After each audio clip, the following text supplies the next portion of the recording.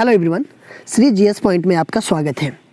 देखिए, आज है 12 जनवरी और 12 जनवरी को मनाया जाता है राष्ट्रीय युवा दिवस। ठीक है, देखिए स्वामी विवेकानंद के जन्मदिन पे ये दिवस मनाया जाता है। इन्होंने बहुत अच्छा ये बताया कि उठो जागो और तब तक मत रुको जब तक लक्ष्य की प्राप्ति न हो जाए। ठीक है, स्वामी विवेकानंद ने ये इनका ही कोटेशन है ये। तो स्टार्ट करते हैं। देखिए, हर साल 12 जनवरी को पूरे भारत में राष्ट्रीय युवा दिवस के रूप में मनाया जाता है। इसे स्वामी विवेकानंद की जयंती के उपलक्ष्य में मनाया जाता है। यह दिवस स्वामी विवेकानंद के विचारों को दर्शाता है कि कैसे युवाओं को अपने मूल्यों को कायम रखते हुए आधुनिक विश्व में भागीदारी बनाना चाहिए। देखिए, इस अवसर पर पुदुचेरी में 25वें राष्ट्रीय युवा महोत्सव का आयोजन किया जा रहा है। ठीक है, 25वें राष्ट्रीय युवा महोत्सव का आयोजन किया जा रहा है। कहाँ पे? ये पुदुचेरी में। ठीक है,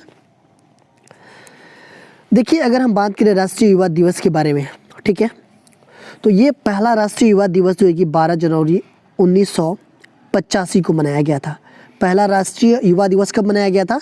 तो 12 जनवरी 1985 को। इस दिन को युवा दिवस के रूप में भी मनाया जाता है। ठीक है, 12 जनवरी को युवा दिवस के रूप में हम मनाते हैं। इस दिवस के पीछे मुख्य विचार युवाओं को प्रेरित कर तथा स्वामी विवेकानंद के विचारों को फैलाकर देश के लिए बेहतर भविष्य बनाना है। इसका मतलब कि राष्ट्रीय युवा दिवस मनाने का मतलब जो है कि यही है। देखिए, इस अवसर पर देश भर में स्कूलों और कॉलेजों आदि में विभिन्न प्रकार के आयोजन किए जाते हैं। इस बार इस मौके पर पीएम 2 विषयों कौन कौन सा है? मेरे सपनों का भारत, ये याद रखिएगा। ये जो है कि इनके जन्मदिन पे 2 विषय हैं, मेरे सपनों का भारत और unsung heroes of Indian freedom movement. ठीक है, ये दोनों आप लोग याद रखिएगा। दोनों थीम जो है कि दोनों विषय जो है कि पर चुने गए निबंधों का भी अनावरण करेंगे। देखिए, अगर हम स्वामी विवेकानंद के बारे में अगर हम जानें तो इनका जन्म जो है कि 12 जनवरी 1863 ईस्वी में हुआ था और इनके बचपन का नाम क्या था? नरेंद्र नाथ दत्त था। ये सब सारी चीज़ें याद रखिएगा, फैक्चुअल इन्फॉर्मेशन है कि 12 जनवरी 1863 को इनका जन्म हुआ था। इनका बचपन का नाम नरेंद्र नाथ दत्त था।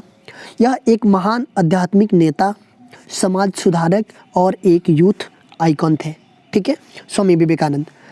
वह बाल विवाह और निरक्षरता को समाप्त करने के लिए समर्पित ब्रह्म समाज में शामिल हुए तथा महिलाओं और पिछड़ी जातियों के बीच शिक्षा प्रसार का कार्य किया। देखिए, सुभाष चंद्र बोस ने उन्हें आधुनिक भारत का निर्माता कहा जाता है। सुभाष चंद्र बोस को क्या कहा जाता है? उन्हें आधुनिक भारत का निर्माता कहा जाता है इनको। ठीक है,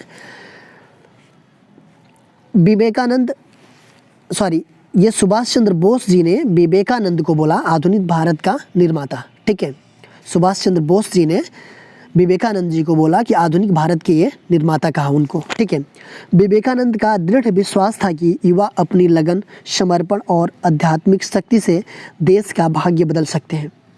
4 जुलाई 1902 को स्वामी विवेकानंद का निधन हो गया। तो जो भी फैक्चुअल इन्फॉर्मेशन है वो आप लोग याद रखिएगा कि इनका निधन कब हुआ, जन्म कब हुआ, इनका बचपन का नाम क्या था। ठीक है, इनको सुभाष चंद्र बोस ने क्या कहा। तो ये सब सारी चीज़ें हैं ये जो कि करंट अफेयर से रिलेटेड एग्जाम में पूछा जा सकता है।